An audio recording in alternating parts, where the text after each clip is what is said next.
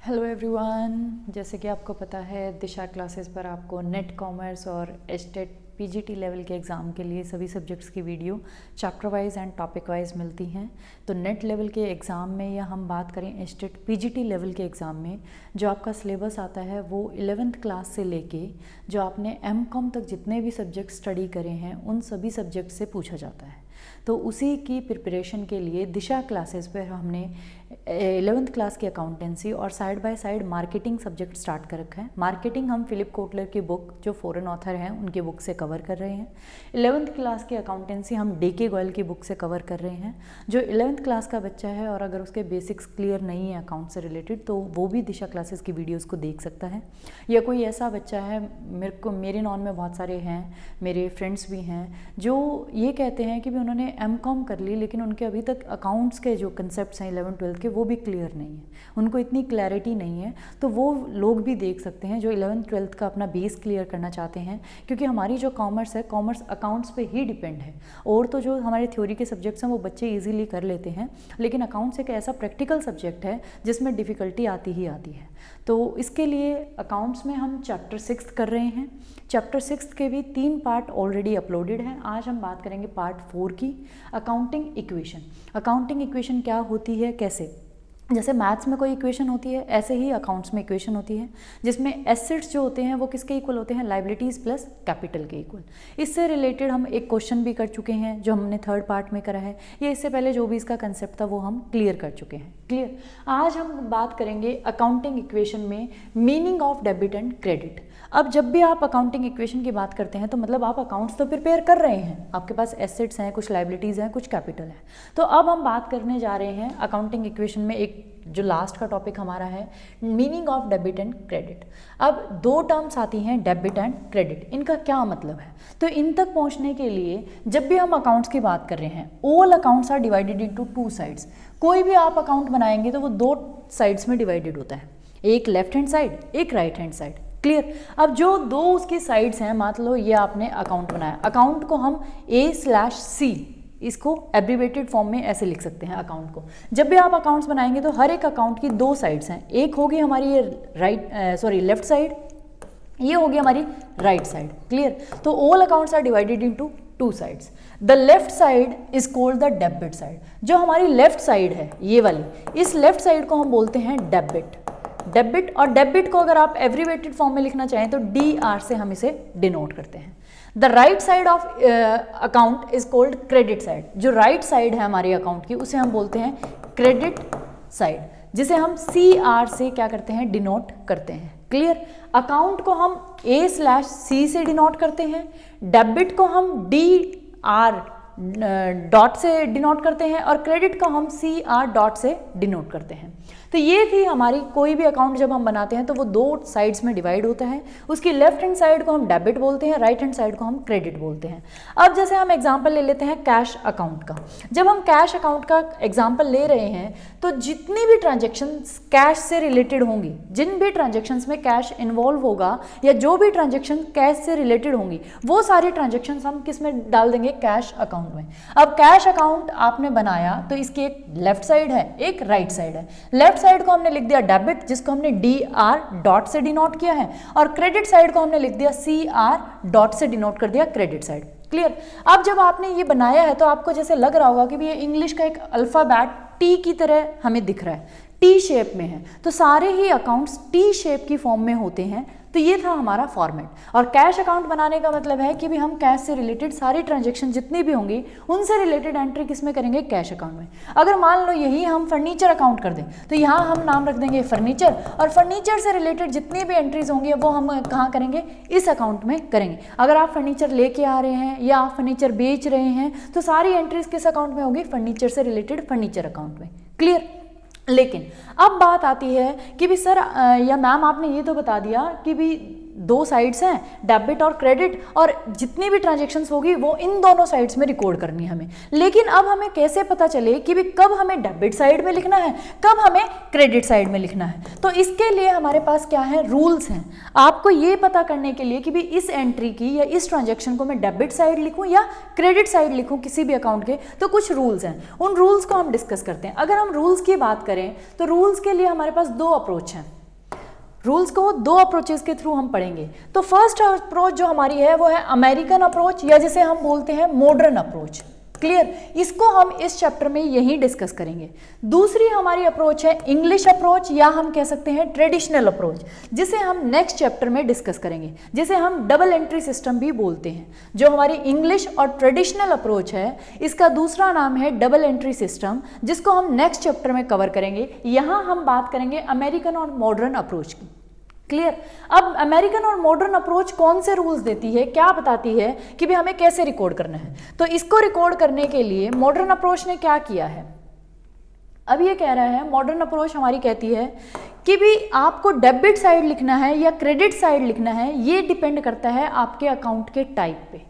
The rule of debit and credit depend on the nature of account. आपका account जो है उसका कैसा नेचर है, उसके ऊपर डिपेंड करेगा कि आपको क्रेडिट साइड लिखना है या डेबिट साइड।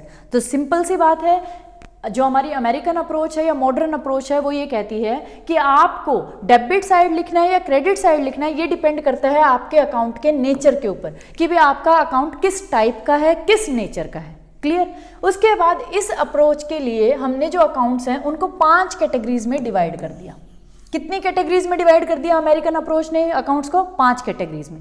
अब वो 5 कैटेगरीज कौन सी हैं अमेरिकन अप्रोच के अकॉर्डिंग अकाउंट्स की? वो 5 हैं जो हम पढ़ चुके हैं, इजीली याद करने के लिए आपको कोई डिफिकल्टी नहीं होगी। एसेट अकाउंट, एसेट्स होंगे बिजनेस के पास, उन एसेट्स को खरीदने के लिए या तो उसने, जो ऑनर है, उसने कैपिटल लगाई होगी या फिर उसने किसी से उधार ली होगी लाइबिलिटीज। तो 3 अकाउंट हमारे ये हो गए। फोर्थ, जब आप बिजनेस कर रहे हैं तो उसमें कुछ आपके एक्सपेंसेस होंगे या आपको कभी कभी लॉस होगा। फिफ्थ, आपको जब बिजनेस कर रहे हैं तो लॉस या एक्सपेंस हो रहा है तो साथ में रिवेन्यू या इनकम भी होगा। तो ये 5 टाइप के अकाउंट्स हैं अमेरिकन अप्रोच के अकॉर्डिंग, और इन 5 टाइप के अकाउंट्स में आप कैसे एंट्री करेंगे, कब डेबिट साइड लिखेंगे, कब क्रेडिट साइड लिखेंगे, इनके रूल्स हम डिस्कस करेंगे। क्लियर, तो 5 टाइप के अकाउंट्स हो गए, किसके अकॉर्डिंग? अमेरिकन या मॉडर्न अप्रोच के अकॉर्डिंग। इन 5 अकाउंट्स में डेबिट और क्रेडिट के क्या रूल्स हैं वो हम देख लेते हैं। तो पहले बात आती है एसेट अकाउंट की। अब अगर हम एसेट अकाउंट की बात करें तो जो हमारी अमेरिकन अप्रोच है या मॉडर्न अप्रोच है वो कहती है अगर एसेट्स में इंक्रीज होता है तो आप उसे लिखेंगे डेबिट साइड, अगर आपके एसेट्स में डिक्रीज होता है तो आप उसे लिखेंगे क्रेडिट साइड।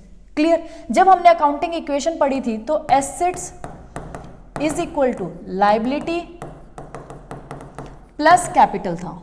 इसका मतलब है कि जो ट्रीटमेंट अब आपने एसेट का किया है तो उससे अपोजिट ट्रीटमेंट हमें किसका करना पड़ेगा? कैपिटल और लायबिलिटी अकाउंट का। तो यहां से 3 अकाउंट आपके इजीली हो जाएंगे। आपको सिर्फ एक अकाउंट को याद करना है, वो है एसेट, कि अगर एसेट्स में इंक्रीज हो रहा है तो डेबिट साइड, अगर एसेट्स में रिडक्शन हो रही है तो आपको लिखना है क्रेडिट साइड। अब इसका अपोजिट हो जाएगा लायबिलिटी में और सेम हो जाएगा कैपिटल में। तो लायबिलिटी और कैपिटल अकाउंट कैसे हैं? दोनों सेम। इनकी अगर हम बात करें तो आपको सिर्फ एसेट अकाउंट को याद करना है, उसके साथ लायबिलिटी और कैपिटल क्या हो जाएगा? अपने आप हो जाएगा। बस आपको एसेट का अपोजिट करना है। लायबिलिटी में जब इंक्रीज होगा तो अब क्रेडिट साइड, एसेट में इंक्रीज हो रहा था तो डेबिट साइड, लेकिन लायबिलिटी में इंक्रीज हो रहा है तो क्रेडिट साइड। लायबिलिटी में अगर रिडक्शन हो रहा है तो डेबिट साइड। यही सेम होगा कैपिटल में। कैपिटल अगर इंक्रीज हो रही है तो क्रेडिट साइड, अगर कैपिटल डिक्रीज हो रही है या रिडक्शन हो रही है तो डेबिट साइड था तो कैपिटल भी डेबिट साइड।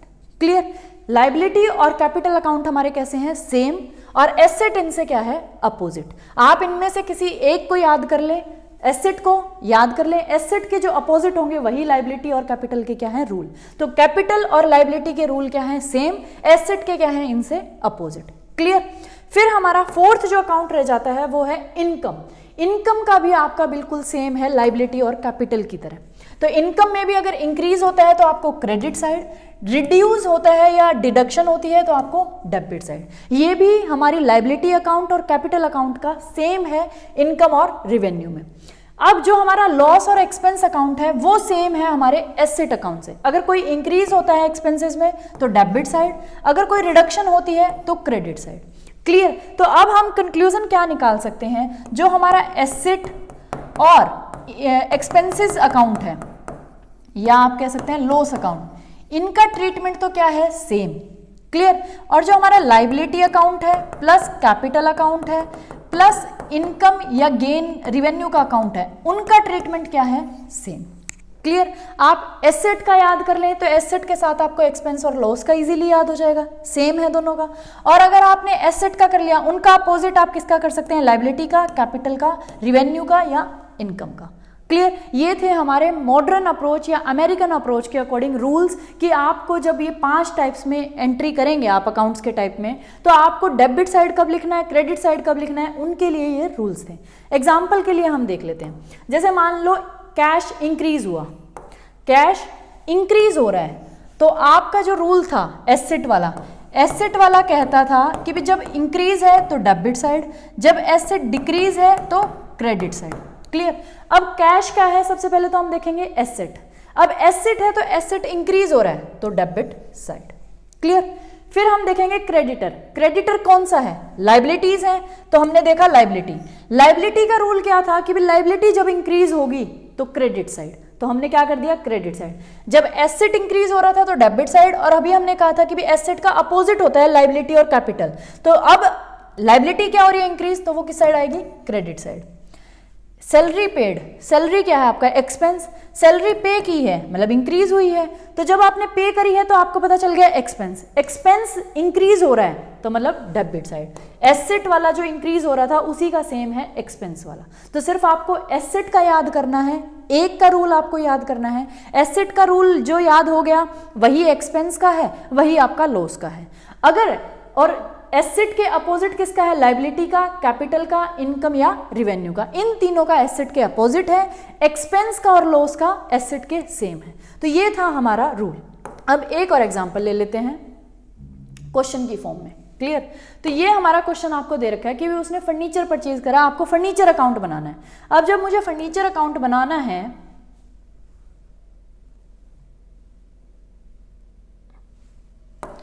यहां हम बना लेते हैं, ये है फर्नीचर अकाउंट, ये हमने लिख लिया। ये हमारी दो साइड्स हैं, ये लेफ्ट साइड डेबिट और right side credit side. Clear? अब हम यहाँ एंट्री करते जाएंगे। अब उसने फर्नीचर परचेज किया है, फर्नीचर क्या है, सबसे पहले तो हम यही डिसाइड कर लेते हैं, ये है हमारा एसेट। एसेट के रूल लिख लेते हैं, अगर एसेट इंक्रीज होता है तो डेबिट साइड, एसेट अगर डिक्रीज होता है तो क्रेडिट साइड। ये हमने रूल लिख लिया।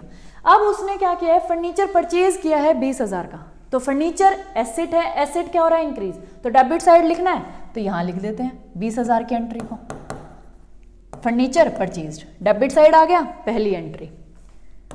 दूसरी एंट्री कह रही है फर्नीचर सोल्ड 5,000 का, फर्नीचर बेच दिया, एसेट था डिक्रीज हो गया, कम हो गया तो क्रेडिट साइड, तो दूसरी एंट्री 5,000 वाली हम क्रेडिट साइड कर देंगे। तीसरा कह रहा है फर्नीचर अगेन परचेज्ड, आपने दोबारा से 8,000 का फर्नीचर ले लिया, एसेट था इंक्रीज हो रहा है तो डेबिट साइड, तीसरी एंट्री 8,000 की। फिर कह रहे हैं ओल्ड फर्नीचर डिस्कार्डेड, आपने पुराना फर्नीचर था उसको कबाड़ी के भाव भेज दिया, डिस्कार्ड कर दिया 2500 का, फर्नीचर था एसेट था, एसेट क्या हुआ, डिस्कार्ड किया है मतलब रिड्यूस हुआ है तो क्रेडिट साइड, फोर्थ एंट्री कितने का, 2500 का। फिर कह रहा है value of furniture was reduced by 2000, आपके फर्नीचर की वैल्यू रिड्यूस होगी 2000 से। अब फर्नीचर की वैल्यू अगेन क्या हो रही है, रिड्यूस, तो रिड्यूस को किस साइड लिखते हैं, क्रेडिट साइड, तो फिफ्थ एंट्री जो 2000 की रिडक्शन हुई है वो भी यहां लिखेंगे। क्लियर? अब आपको समझ आ गया होगा कि एंट्रीज को इन रूल्स के अकॉर्डिंग कैसे लिखना है। सबसे पहले कोई भी अकाउंट हो तो आप ये देखें वो अकाउंट एसेट अकाउंट है, लाइबिलिटी अकाउंट है, कैपिटल अकाउंट है या कोई इनकम और एक्सपेंस अकाउंट है। सबसे पहले हम वो देखेंगे, फिर हम उस अकाउंट से रिलेटेड रूल्स को देखेंगे। जैसे ये एसेट था तो एसेट के क्या रूल है, इंक्रीज होता है तो डेबिट, डिक्रीज होता है तो क्रेडिट। उसके अकॉर्डिंग ही हमने क्या करा, जब जो चीज़ डेबिट साइड आनी थी उसको डेबिट साइड पुट कर दिया, जो चीज़ क्रेडिट साइड आनी थी रूल के अकॉर्डिंग उसे क्रेडिट साइड। तो ये जो हमारे रूल्स थे ये थे अमेरिकन अप्रोच या जिसे हम कहते हैं मॉडर्न अप्रोच के अकॉर्डिंग, कि अगर आपको अकाउंट किसी भी ट्रांजेक्शन की अकाउंट में एंट्री करनी है तो आपको कैसे पता चलेगा आपको डेबिट साइड लिखना है या क्रेडिट साइड, क्योंकि अकाउंट बनाते हुए दो साइड्स होती हैं, एक डेबिट साइड एक क्रेडिट साइड। क्लियर। अब जो हमारी दूसरी अप्रोच है डबल एंट्री सिस्टम जिसे हम बोलते हैं, या आप कह सकते हैं इंग्लिश अप्रोच या ट्रेडिशनल अप्रोच, उसको हम नेक्स्ट चैप्टर में कवर करेंगे, 7th चैप्टर में। यहाँ तक हमारा 6th चैप्टर आज कंप्लीट हो जाता है। अगर आपको कोई डाउट्स हो तो आप मुझे कमेंट बॉक्स में लिख के भेज सकते हैं, आपके डाउट को क्लियर किया जाएगा। और प्लीज़ दिशा चैनल को शेयर करें, सब्सक्राइब करें, ताकि ये वीडियोस उन बच्चों तक भी पहुंचे जिनको ये नहीं पता कि भी कहाँ से नेट लेवल के एग्ज़ाम की प्रिपरेशन करनी है, या एस्टेट पीजीटी लेवल की अगर वो एग्ज़ाम की प्रिपरेशन करना चाहते हैं। अगर आपको कोई भी डाउट हो या आप चाहते हैं मैं कोई और सब्जेक्ट भी स्टार्ट करूँ साइड बाय साइड, तो वो भी आप मुझे कमेंट बॉक्स में लिख सकते हैं कि मैम ये सब्जेक्ट भी साथ में स्टार्ट कर दो।